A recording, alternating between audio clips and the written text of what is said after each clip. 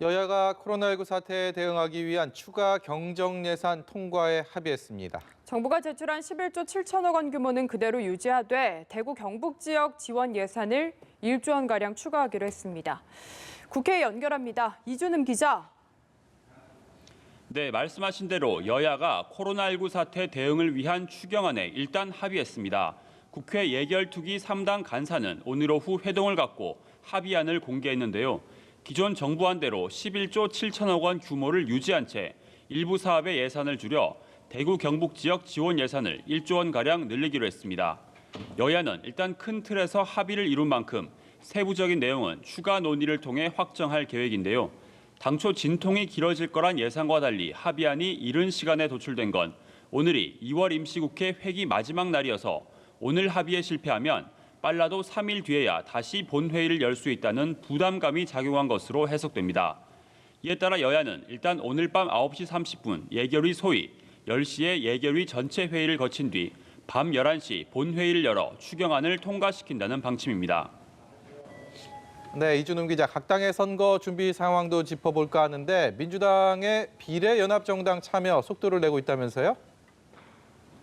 네, 맞습니다. 민주당 이해찬 대표는 오늘도 불출마하거나 경선에서 떨어진 의원들과 여의도의 한 식당에서 오찬 회동을 했습니다.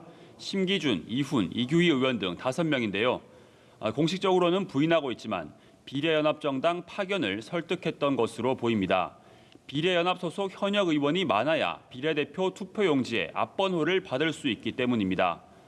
이 당내 공천 갈등 수습도 과제입니다.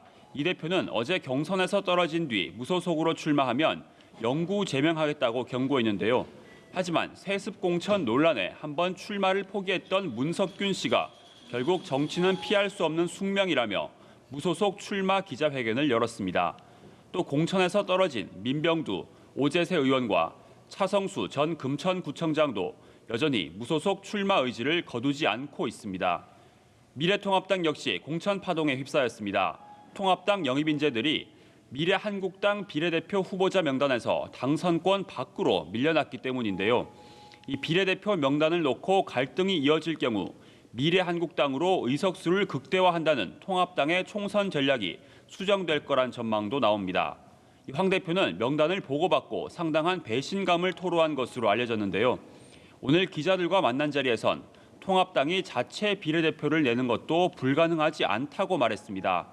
다만 한국당 한선교 대표와 생각을 같이 하고 있다며 미래한국당이 필요한 조치를 할 것이라고 덧붙였습니다.